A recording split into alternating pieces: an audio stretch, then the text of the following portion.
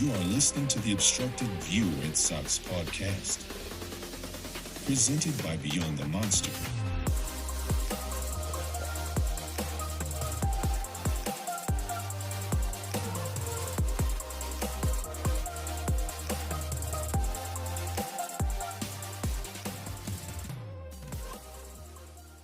Welcome back. It's a new episode of the Obstructed View Red Sox podcast.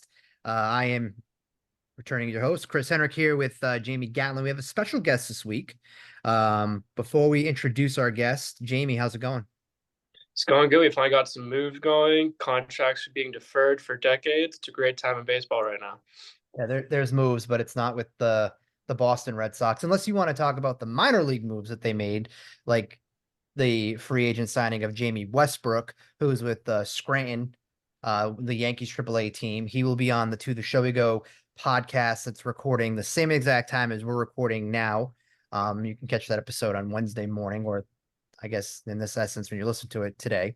We're going to talk with our guest this week from Jomboy. We have Dalton Feely. Dalton, how are you doing tonight? I'm doing good. I'm very excited to be chatting with you guys. Some off-season moves that's going on. A lot of stuff's happened already. Winter meetings might have been quiet, but now that hot stove's hot, and I'm excited. Oh yeah. Yeah, it's good to finally get some. We got a little bit of action during the winter meetings. We'll talk about that Verdugo Yankee swap a little bit, but really the talk of the baseball world is Shohei Ohtani. $700 million. First off, what was your reaction? You take your phone, you see that tweet, and it says 10 years, 700 million. Did you really expect that? What was your reaction? I was very shocked at the number. When I saw the number, I was like, holy crap. I'm like, that was something I was not expecting. I never believed, and I'm sorry to any Blue Jays fans that are listening, I never believed he was going to the Toronto Blue Jays. The Dodgers, I'm a Diamondback fan. I'll wear that on my sleeve. So I've seen it way too much where when the Dodgers are committed to someone they want to get, whether it's in free agency or via trade, they get them. And that's the case with Ohtani. $700 million. Like, my goodness, I was expecting like 550 in the 10-year range, but 700 million for a guy coming on his second Tommy John now is going to be very interesting. Obviously, there is no one like Shohei Ohtani, but that is a massive contract. And the way it's set up, obviously, is arguably the most interesting thing, for sure. Yeah. No, I was going to say, what do you think about how, him just deferring the payments, and also the fact that, you're seeing a superstar like him putting the building of the team beforehand, especially with that type of deal? I always get confused with the money, and even more so now with this kind of deal where the money's deferred and then it's $2 million, where that's the lump sum, if you will, that he's getting paid, but though he's still getting charged at 46. And I believe those are the figures. It's a very unselfish move by Ohtani. Like, that's giving the Dodgers in his decade a chance to go out and get some more players and win a World Series. We haven't really seen it since, I guess, 2020 during the COVID year. But besides that, I believe it was 1988, the last time the Dodgers won a World Series in a full season. And they've been close, but no cigar, as the saying goes. And now you have arguably the best big three we've seen in a long time between Ohtani, Freeman, and Betts. That's going to be an exciting trio. And again, coming from someone who watches a team in that division, I'm excited to see how they do. But again, that's setting him up. That's setting them up for the next decade to compete like usual in the NL and the NL West. Yeah, it's crazy. The fact that, the way that was set up. You look at the guys that are even remaining just this offseason, they can go out. To me, I saw that, and that just says to me, Yamamoto's going there. It's almost like you don't go and set up your contract so that way, again, and we talked a little before we recorded, to basically bring in studs to your roster without doing that. And to me, you have to think like, hey, look, when I signed with Team X, which Team X has been the Dodgers, and it's always been the Dodgers. Even a quick segue, it's being reported right now through The Athletic that the Giants we're going to give him the same offer, the same 10 and 700. So he wanted to be a Dodger. Right. Also, piggyback really quick, I do feel for Blue Jays fans.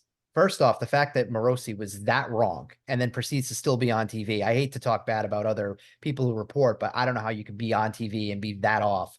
I also love the fact that you feel bad for them, but yet you guys got the better end of that trade for Dalton Varsho. That's all I kept thinking about when you were talking about is you guys got the better end of that trade. So Blue Jays fans taking it twice, 2 off seasons. But no, I look at it and it's like the Dodgers to me are set up in such a great spot right now. We don't know how that's going to hit your books and really impact your franchise when you get into that time.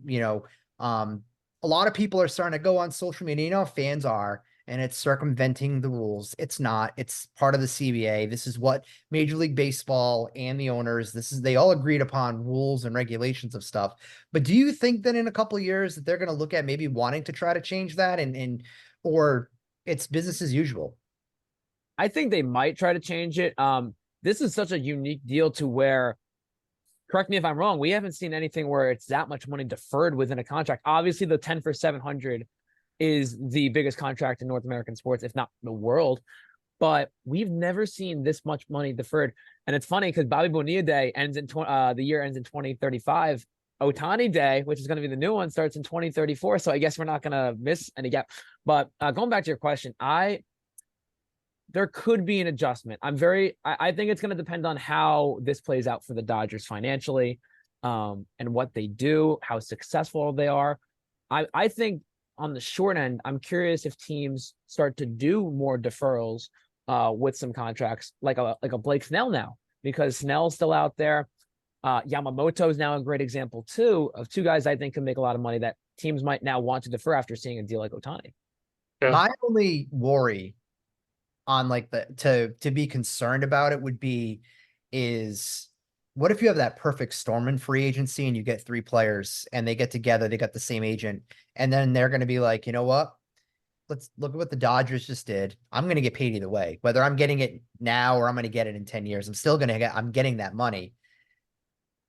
That would be my concern. You pick any three top guys, say they're Boris guys, and then all of a sudden a team like New York, and either New York's or hell, I mean the Rangers are I think in that category now with the way they've spent. That could be something where it sets a bad precedent to where you're getting these free agents to kind of get together all-star games and be like, hey, we're coming up at the end. Let's just do what Ohtani did, but together, and we'll go in and run it in New York. I mean, that's definitely a possibility. When I hear something like that, which is a real possibility, I think of the NBA with the Heat. Yeah. And I'm not a big fan of that, but, with Wade, Bosh, and LeBron all teaming up wanting to go. We've never really seen a super team in that sense in the MLB. In my opinion, we've seen really good teams, but we've never seen, as you said, a perfect storm free agency where like 3 or 4 guys decide, let's go take our talents to team A and win a ring or win multiple rings. And maybe that becomes something that occurs because of the way Ohtani has his contract set up, or in the future, how players might do that. Yeah. And looking at that deal, this is kind of a curveball a little bit. How many titles would you say, look at the end of the contract, do the Dodgers need to win to say that investment was, 100% worth it? If you go like over, under, and kind of that whole length of contract. It's always hard because I'm not the one giving the money. So I'd say 1, like I would just joke and say 1, because you do whatever it takes to win a ring. Ideally you want to win it twice. It's hard to repeat. I think people I don't want to say forget, but like it is hard to repeat. I think the Yankees are the last team to win back-to-back World Series. Correct me if I'm wrong.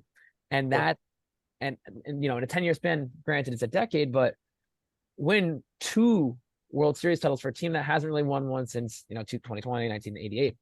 I would say 2. I do want to segue just for 1 second. I don't consider them the favorites yet in 2024 in the NL. I think they need more pitching. I don't think they got a rotation. Yes, right here. I love this. I don't think they have a rotation that I think if you matched up again in the postseason with a team like Arizona, the reason why the Dodgers would have an edge, it's the edge based off of the star power. Yeah. And that's really it. I think if you're looking at rotation, just comparing that aspect of it, the Arizona Diamondbacks right now are better in their rotation than the Dodgers. Their number 1 is right now Walker Buehler, who's been banged up for a lot of his career. Then it's Bobby Miller. as the number 2, who's coming on to his second year. You have Ryan Yarbrough in that rotation, maybe Emmett Sheehan. I throw harder there's guys in that warehouse when you guys are playing that throw harder than Yarbrough throws. Let's be real. But we're mostly righties. That's the big difference. True, I guess it's true. But yeah, the Dodgers are gonna be good for the next decade. Right now, I still wouldn't consider them the favorite in 2024, and strictly viewing it from 2024. Hey, you add a Yamamoto to the mix, and now you can go Yamamoto with Buehler. I still think you need a third pitcher. It's kind of that was my feeling with, like, for example, the Red Sox going into this offseason. They needed 3 arms. Did they need 3 aces? No, they needed someone that could be that workhorse, that stopper, that if you're on a losing streak can go and shut that down. It's not Chris Sale, and anybody who continues to think that it is, they're just as delusional as they think that he's going to last more than 20 starts next year. That's a different range. I'll get going, but no, they need pitching, and I assume they're going to get that, and it could be in the form of Yamamoto and maybe a lesser of the 2. Maybe they go and get him and they trade for Glasnow with Buehler. Now you're talking, but until the Dodgers can show that they aren't, they got guys that arms aren't going to explode like they do down in Tampa. I can't take them seriously yet. That's fair. I'm in the same boat with you, I think, at this current point. Yeah. I want to talk about your Diamondbacks since you guys signed Red Sox legend Eduardo. E-Rod, baby. Of their moves. And I've said this to Chris. I think they're gonna be great next year with that young talent. But what do you think about how they've added so far in the offseason? I'll start with E-Rod, especially since you guys know him really well. I like that we're going for it. I think this is a window. I'm happy as of right now they haven't traded any pieces, because one of the times, not in 2017, but they were competitive in the 2013, 2014 range, and they went after it, and they traded Dansby Swanson, Ender, and Ciarte, and I believe it was, oh gosh, it was a left-handed pitcher prospect, and I can't remember his name. It starts with an A. Anyway, long story short, we traded those 3 players for Shelby Miller, and that deal backfired, and it set the Arizona Diamondbacks back at that point. Right now, with the deals we made, E-Rod trading for Eugenio Suarez, still being linked to a JD Martinez, Jorge Soler, Justin Turner. I'm excited. I'm looking at this roster, and I'm not really seeing a massive weakness. Like there's rooms to improve. Right-handed bat in the outfield is probably the biggest. E-Rod, signing him for 4 for $80. You're paying $20 million for innings, and you're hoping he gives you innings. He's only eclipsed 160 innings one time in his career, and that was 2019 with you guys. So I'm a little worried on that end. But his ERA's dropped over the last couple seasons from a 4.7 in 2021 to a 3.3 last season. Just stay healthy. If you can give 25-ish starts and like a 3.5 ERA in the desert, be a solid 3 right behind Gallen and Kelly, and slot in before Fought. It's a really good rotation. I wouldn't say it's a dominant one, but it's a very deep rotation compared to other teams in the MLB right now. Yeah, I would rather have a deeper rotation and, have that depth that's going to take you through a full 162 than, have a couple of, those flashy names and hope for the best throughout the year. Aaron Blair is the dude you were referring to in that deal.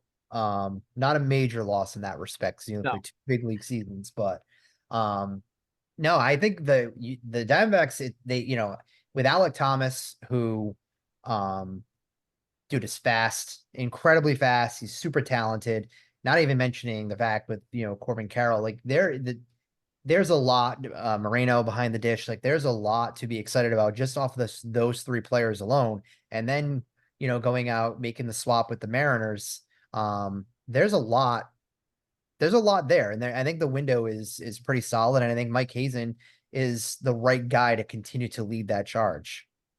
Yeah, I love Mike Hazen. He's done a fantastic job. And people forget that 2 years ago, they had 110 losses. This was a struggling team. And at that point, you have to decide, is Torey Lovullo the guy at manager? That's a tough spot to bounce back from when losing 110 games in 2021. And they stick with Torey, and Torey proves them right, making the World Series this year on a fantastic Cinderella run. I'm excited to see what they do next. I think it's got to be a right-handed bat. I think they signed someone. I think it's going to be JD Martinez. If I'm giving you my prediction, Um, I think I'd prefer an outfielder, like someone like a Soler, because he can play right field. But this is the most excited I've been for Arizona baseball going into a season in a long time. So it's gonna be good. Yeah, I mean, we're biased because of Lavelle starting in Boston, but I Yeah, remember Fox did that special. right. And if it was game one with him and Mookie, um, and just seeing how much, Mookie has still had respect for him even after leaving Boston. And it's like, I feel like how genuine he comes off, even when he's on Rod Bradford's show. It seems like everyone in the game who interacts with him just loves the guy. And Right. I feel like a young team like the Diamondbacks, that's such a good fit. Yeah. And the guys at Jomboy have had the privilege to talk to him, and they love him for that exact reason. You nailed it right on the head. So it's awesome to have a great guy as a manager too. It's easy to root for him. Yeah, it's gonna be exciting. It's a good core, a good young team to be excited about. So we'll segue on out from the D-backs. We'll talk a little about New York because there's kind of some stuff happening in New York and where Jomboy is currently, located. Yankees acquired Verdugo. What's the vibe right now? We'll talk Soto in a second, but selfishly from a Red Sox side of it, what's the vibe just between like either fans, even in the office, about Alex Verdugo going to the Yankees? I think it shifted once Soto was acquired. I would say the sense of the Verdugo signing was, how do I want to word this? Was like, yes, they need a left-handed bat. Yes, they needed another fielder because they've played a non-outfielder in left field the last 2 seasons. And so getting someone with Verdugo's caliber, I don't want to say he's the greatest outfielder in the world. Outs above average, I think he was 1, like barely over that 0 mark. But he's an improvement for what they had. They need a left-handed bat. They got a left-handed bat. He's got a great arm. And I believe he is going to play left. I get that flipped because in Arizona and Yankee Stadium, the sides are flipped, I believe, in the outfield, which one you rather play, because Judge is going to go to center. But I want to ask you, like, what is your sense on Verdugo, his bat? Because I know he hasn't had more than 13 home runs in a season. His average in OPP has decreased over the last 3 seasons. Has he regressed, or is there a chance that he can bounce back in New York before going into free agency? I think he can bounce back for sure. Personally, and I've said it a million times when we've recorded and we've talked about Verdugo, is that it'll be a little different in New York because the short porch, he's going to be able to he'll be able to poke a few out there. I think that to me is the only downside for him because he might think that he's a hitter that he's not. He hits 25 bombs there. Would I be shocked? Not at all. Only because the short porch. Verdugo should be a doubles guy. He should be hitting the ball into the gap, knocking in 40 doubles a year. That's where I feel like on a really good roster and a really good lineup, he should be hitting 7th. I feel like that's where he'll end up doing it with New York. He was banged up at one point 2 years ago. He broke his toe early on in the season. I want to say it was right around the time they were playing New York. I think it was actually against the Twins, but it was in like that window. So obviously playing with a broken, toe, but he's going to play through injuries. He's fiery, super passionate, great outfielder. I think that he's going to win over fans after people hated him. Obviously, being a Red Sox doesn't, help his cause. But if Verdugo can become, and again, my opinion, a doubles hitter and focus on just putting it into the gaps and then just allow those random pokes to just be there, that is what I've always wanted him to be as a Red Sox hitter. I just think there's been a lot of BS with the Red Sox the last couple of years. You had just the drama on whether or not with the clubhouse between you have what's happening with Bogarts, what's happening with Devers. The team sucked. The GM not making moves to help the team out. His run-ins with Alex Cora. I don't think that's going to be an issue this year. I think he's going to be on his best behavior being a free agent at the end of the year. I personally love the fact he was traded there. I got to do a little bit of a victory lap because I tweeted that the Red Sox were connected to Verdugo during the season, and I have Yankee people who write Yankee blogs calling me out in these blogs being whatever. And when the trade happened, I was more excited for that than anything because I got to do a victory lap. Right. So I think if he just hits doubles and keeps his nose clean, I think the Yankees are going to make up pretty well on that deal. Okay. I when you said fiery, I think that's a great way to describe him from a non-Boston perspective. I view him the exact same way. He had those run-ins. He had an issue with the Yankees too. At one point, I don't know if it was last year or 2 years ago. Years ago, with the ball hit him in the back, right? Yeah. Yeah. And there was an issue. But he's a guy that you love to have on your team and you hate to face for that reason, that energy he brings. And it could be very good for a locker room, and it could be not so good for a locker room when things aren't going right. So I think a fresh start from both sides is a good fit. And I think once the Yankees got Soto, it was looked more in a better light.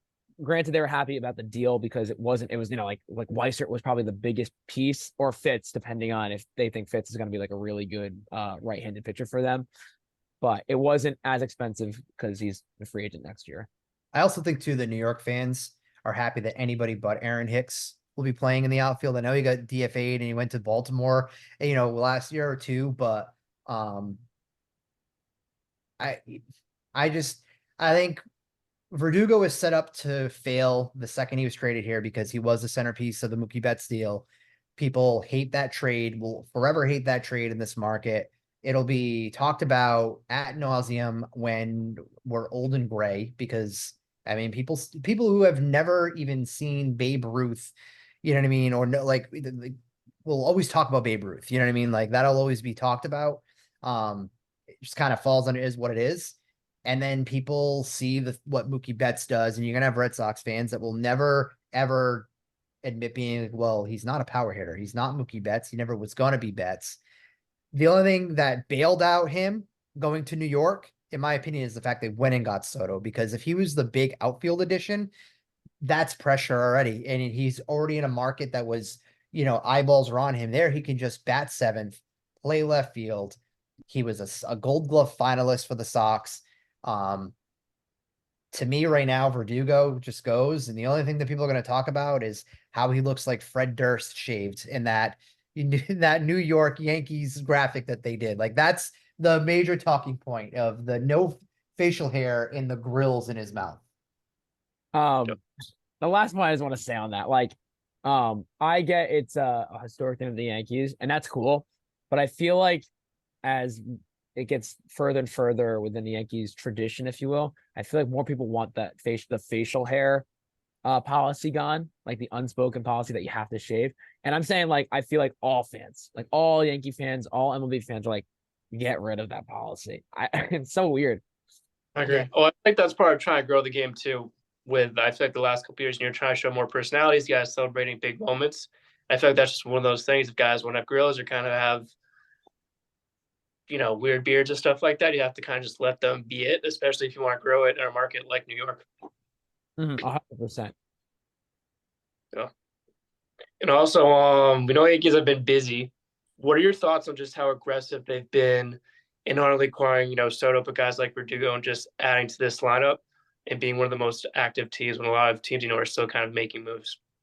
I think compared to Yankee fans, I might have a different perspective because I'm not biased. I mean, I got no skin in the game, I think last year you saw when Judge went down in Dodger Stadium, June 3rd. I'll remember the day because I hear about it all the time. No, I'm just kidding. But I think it really showed the roster without Aaron Judge is not a strong roster. And it's impressive that how competitive they've been with Aaron Judge, because he's been primarily their guy, and he showed how valuable he was.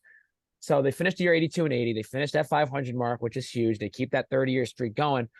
But it showed when Judge was out that the roster around Judge was not adequate to go on a playoff run. In a year where the American League, there was no obvious choice of who was going to make the World Series. Like Baltimore had 100 wins, but they were young. Tampa Bay had 99 wins, but they had lots of injuries, especially in the rotation. Go figure. Astros were 39-42 on home. They didn't look like the same Astros team. The AL Central is usually not competitive, and they really weren't yet again. And the Rangers got hot. Like the Rangers ultimately got hot and won the World Series. But in a year where it wasn't competitive, they weren't competitive. And so the choice was either A, rebuild, which the Yankees will never do, I think, or B, go out and get anyone they can. And that's exactly what they chose.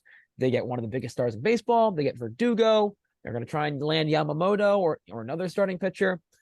So I very curious. They're back, if you will, in terms of that spending prowess that they like to do. I think it's good for baseball when the Yankees are being the second that Cashman showed up at those meetings and he was just like fiery. Like he had a hair across his ass and he let the media know about it. To me, like, again, I only follow from afar when it comes to New York. And I knew right then and there, like it was going to be different. And it has been. Like he's gone out and he's gone back to being what the Yankees can do. What I appreciate about that though, is that they're not afraid, for example, to go ahead and push all their chips in and go out and get a guy like Soto. And if he walks because they're going to continue to take those chances. Where I am currently covering a team that, and I said this, I think more so in like a group chat, but the Red Sox to me are like a finicky little 3-year-old. Everything has to be just right. They're super fussy, and it's got to be perfect, because if it's not perfect, then they're not going to make the move. Whereas New York, let the kid cry, but they're going to go get Soto, and they've done that, and I appreciate that. And I'm not saying the Red Sox need to be reckless. I want them to go and kind of read the room. And I think the Yankees read the room. They saw their lineup. The second that like you said, Judge is out of that lineup, that team wasn't going anywhere. Now, they have no pitching, in my opinion. After Garrett Cole, there's nothing. You're going to rely on Nestor Cortez. Dude's coming back from injury. I think that's a tall task. They need to go out and get some arms. But based off what we just saw this offseason, I think New York's going to do that.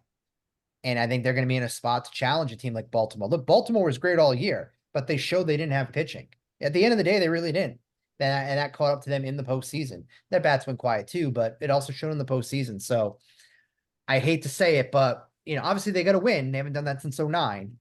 But I feel good about like what the Yankees are doing, because at least there's a direction. I have no idea what's happening up here. Right. Yep. And that's fair. With the direction they're going for it. I think for next year, the biggest question I have, and the biggest player, I guess, that would set the Yankees up for either success or failure, is Carlos Rodon. I mean, you sign him to a massive contract last offseason, and he's hurt for like 90% of the year. And you're expecting him to be this big strikeout guy, the number 2 behind Garrett Cole. He goes down, doesn't really pitch much. He's 31 years old. Can he stay healthy? Again, he's another guy that doesn't have a lot of seasons where he's doing a lot of innings under his belt. So he's got to stay healthy. And if he's the Carlos Rodon we saw with the Giants the one year and a couple years in Chicago, where he's punching out lots of dudes behind Garrett Cole, and they get a guy like Yamamoto, that's a strong 3. And then you can live with a Clark Schmidt and Nestor Cortez on the back end of that rotation. So that, I think if they make one more move, like you're saying, the pitching gets more solidified. They have more left-handed bats, some power, some all around. There's not too much of a weakness anymore in that lineup, in my opinion. They look like one of the strong contenders in the AL next year. Who has been had the bigger buzz though of late between the Mets and the Yankees? Because up until again from afar, I'm out here, but kind of felt like even with getting Dave like Stearns, it's felt like the Mets were more of that buzz team. Is it more of like that? Are they just more of like flavor of the month? You know what I mean? Or is that Steve Cohen effect really kind of stealing some of that, that sway and swagger the Yankees had? I think more last year that was the case, especially when you get Scherzer and Verlander, right? To have those 2 guys, 2 Cy Young Award winners, being paired up in the top of the rotation, and you have you're spending out for lots of one of the biggest payrolls in MLB history with that team. And when that went awry and they sold Verlander and they traded Scherzer, I think that buzz started to go back to the Yankees once the offseason started, because it seems like 2024, the Mets have chosen the direction of, if that's not going to be their year, but 2025, they may be back. Whereas the Yankees, they've decided 2024, they can be competitive. 1 year of Soto, let's go freaking win a ring. Excuse me. Yeah. Well, I feel like New York's the best too when you have that Subway Series and those 2 teams kind of, having the main buzz regardless of, the time of the season. Yeah, I it's always fun, even not being a part of it in terms of fandom, it's fun to watch the Mets and Yankees play. Same thing with the Yankees Red Sox. Like whenever those are on like ESPN, those are always a fun game to watch because you never know what's going to happen. There's always you're always anticipating a moment in those games. And like Chris said, when the Yankees go out and get somebody and make these moves, it's better for baseball. It's more entertaining for baseball when a franchise like that makes these moves because the games are more interesting when you have more personalities in it. Yeah. I miss watching Red Sox Yankees where going into the series, you have it is more enjoyable for me as someone who would be, I would say, a Red Sox fan. I'm gonna use quotations, right? But I'd rather feel that like I don't think the Red Sox match up against them and have that anxiety that they're gonna have to play that team and then watch them play and then let the games kind of I find more like I want that back. I want some of that feeling from the early 2000s when we'll never have that. Like you're never going to have that same buzz between Red Sox and Yankees like you did when there was Ortiz and Manny and Pedro and Mussina and everybody on that side, Jeter, A-Rod. I don't want to make sure to miss any Yankee guys, but that'll never happen. But like there's got to be a way that they got to figure out how to replicate it a little bit to get that buzz back because it's just not the same. And the game is changing and evolving.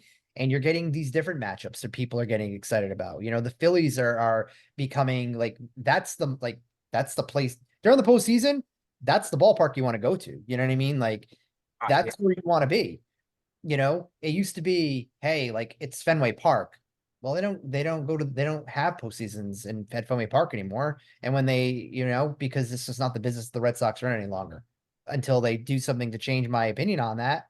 Yeah, they went in 2021, which was great, but were they built to do that? No, they just kind of like the squirrel found a nut in 2021. You know what I mean? And it was pretty evident by what they've done the last couple of years. So, yeah, I just want baseball to continue to grow, and I hate saying it, but New York is part of that. They have to be New York.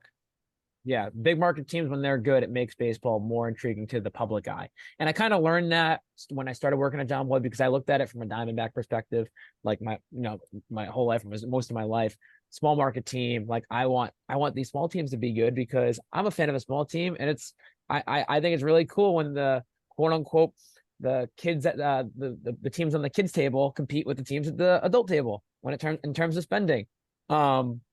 But I will say I have a little bit of a prediction for the Sox that I kind of want to say because it relates to the Yankees. It could be a fun piece of the rivalry. I think a fun addition for the Sox, if they miss out on Yamamoto, especially, is a Jordan Montgomery. You got Sale rotation. I get that. I love Chris Sale. One of my favorite pitchers to watch, especially when he's healthy. Problem is he's never healthy. So yeah. What's that? I'm sorry. Man is cursed. I know. I mean, all the weird injuries too. Just keep him off a bike. Yeah. Well, oh my gosh, man. And then you have a majority righties, I believe, right? It's Pavetta, Bayo, Houck, if they're not going to use him as a reliever, right? Because I know he was a starter most of the year last year. And who else was in that rotation that I'm blanking on? Whitlock, which same thing. He's kind of getting into that category of that injury prone. There's so much potential. When he's good, he's good. Right. And a Cutter Crawford type. That's another person I was trying to think of. But yeah, like getting a guy like Montgomery might spark a little bit of something because Monty was pretty well liked with the Yankees and gets traded to the Cardinals, obviously, because they didn't think he was an ace or a 2 caliber pitcher, and goes to the Cardinals, pitches well, gets traded to the Rangers, pitches really well, wins the World Series, and now he's viewed as a guy like, oh shoot, he's a SP2 and not an SP3 or 4. I thought that was the dumbest thing that New York did was trading Montgomery. I hate trading when you have a surplus of pitching. I hate trading from that no matter what. And getting Harrison Bader, the guy he's talking about always hurt. It's Chris Sale in center field. He's always hurt. He's never ever healthy. He's never healthy. Oh, I think you're muted. There we go. Back. Yep. Okay. Yeah. So I don't know. I think Monty'd be great. But you need him, and then you need at least 1 or 2 more. You know what I mean? That because Houck is better suited for that bullpen. When you get to that third time around, he got his head kicked in. Whitlock has been dominant out of the bullpen. Cutter Crawford had a really good year last year. I felt that Seth Lugo was a $15 million Cutter Crawford. So in a way, I do feel like the Red Sox, they dodged that from that standpoint.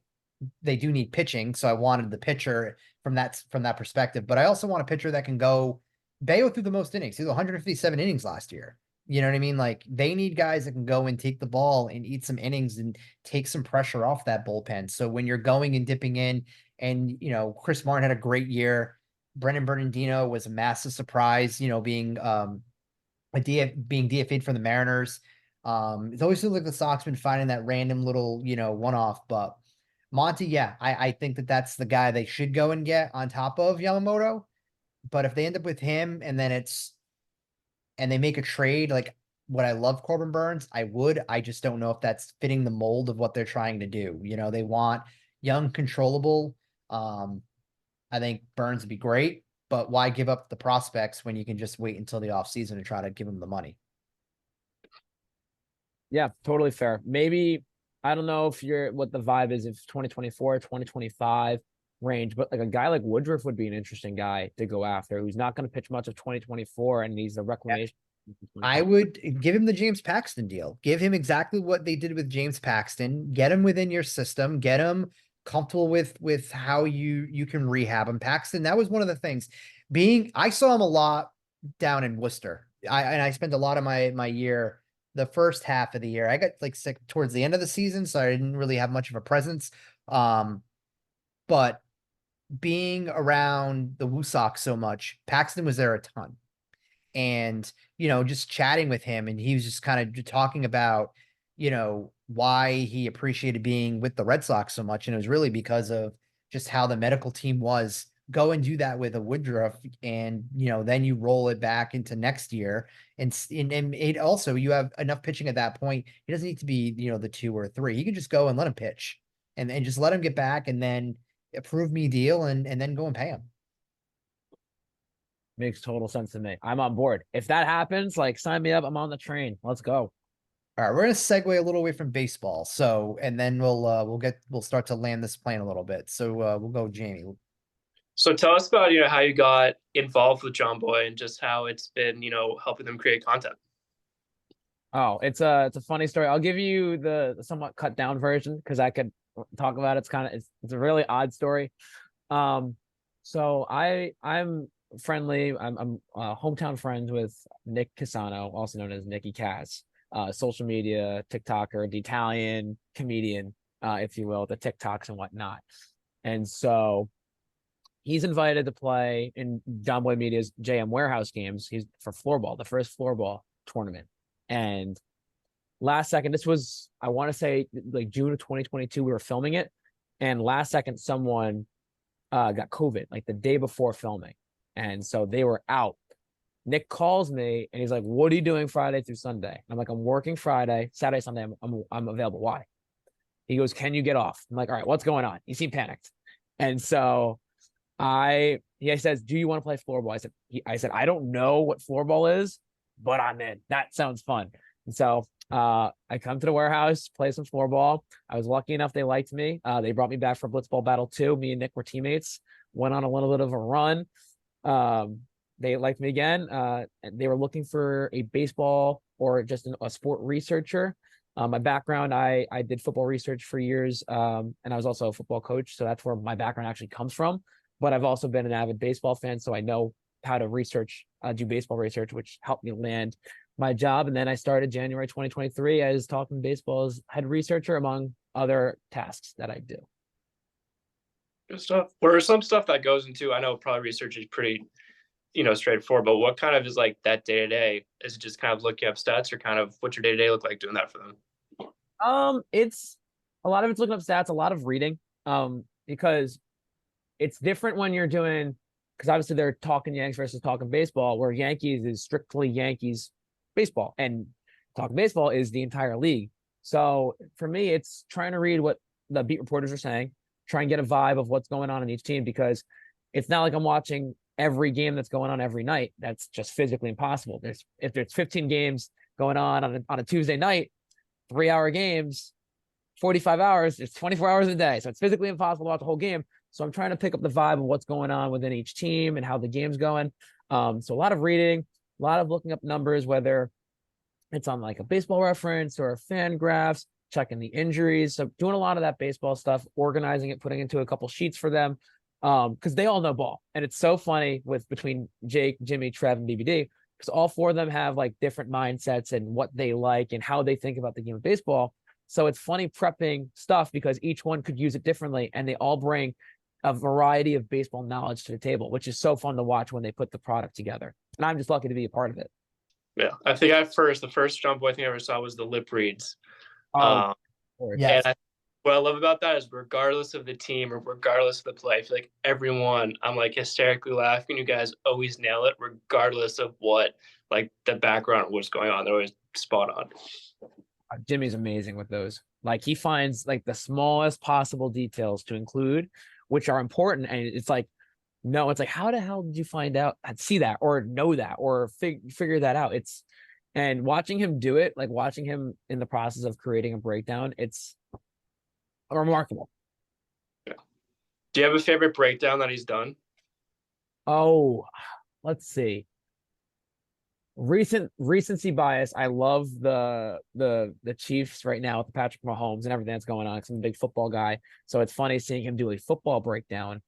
I think one of my favorite breakdowns he's done this is from, I want to say 2022 season. It was Elvin Rodriguez is pitching for the Tigers, and he's pitching against the Yankees, and he's tipping his pitches based on which way his head is looking and which way his legs are pointing. And it was impressive to see that Jimmy was able to pick up on what the Yankees were picking up, that he was tipping his pitches. And I think they hit like 3, 4, 5 home runs off of him in Yankee Stadium. And it was because they knew whether he'd be looking at third base or looking at home would dictate what he was going to be throwing. All right. Well, we've had you almost an hour of your time, so we'll start to wind it down. Any big plans for the holidays coming up? Is there, you got anything that you do during the holiday season that is like a tradition for you, or? I would say the tradition is a lot of my family members come over to our house and celebrate Christmas Eve. That's probably the big one, where it's not just like my immediate family, it's like aunts, uncles, cousins. So it's a lot of family members in a tight space. So that's always an interesting time. But just basically doing that. It's fun having everyone come down and celebrate. What about you guys? I always watch Muppet Christmas Carol, which I've been trying to get Chris to watch the past like probably 4 days. We have a hockey podcast too, where one of the guys sent like one of the Christmas ghosts, and Chris's first reaction was like, "What the hell is going on in the group chat?"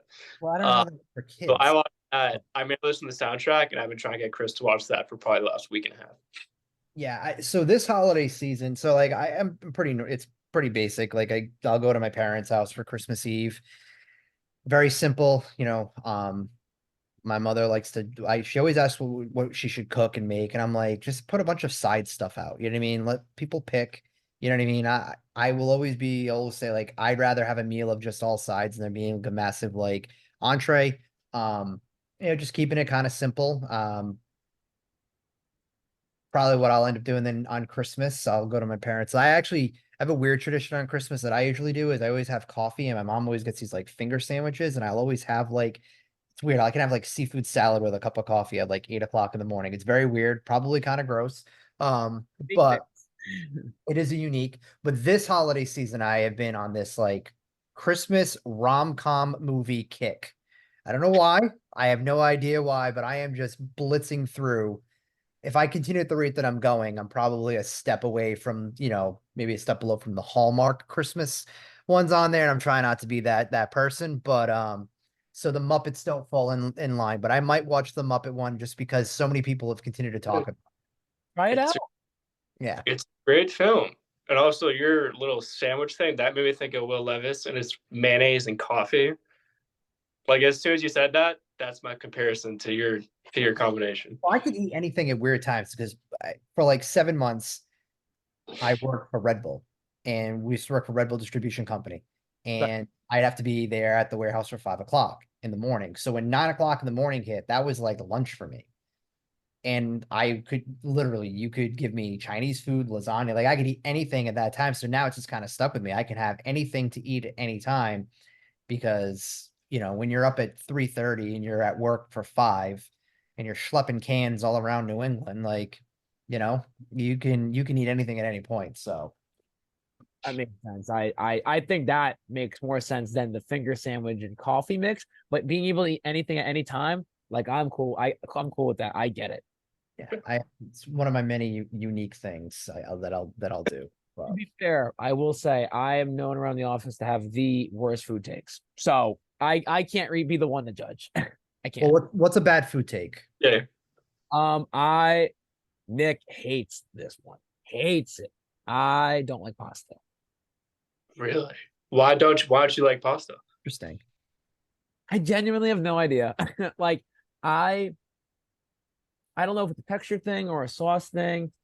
I don't like it. I just, if you're giving me options, it's not going to be in the top 5 for sure.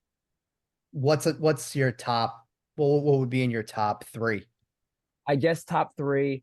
Like if this is last meal ever, buffalo chicken pizza is my go-to. That's my favorite. Crush it. Little hot sauce, cheese, and chicken. Buffalo. Second is like, I guess like any type of chicken cutlet. Okay. And then third is like some sort of burger or sub.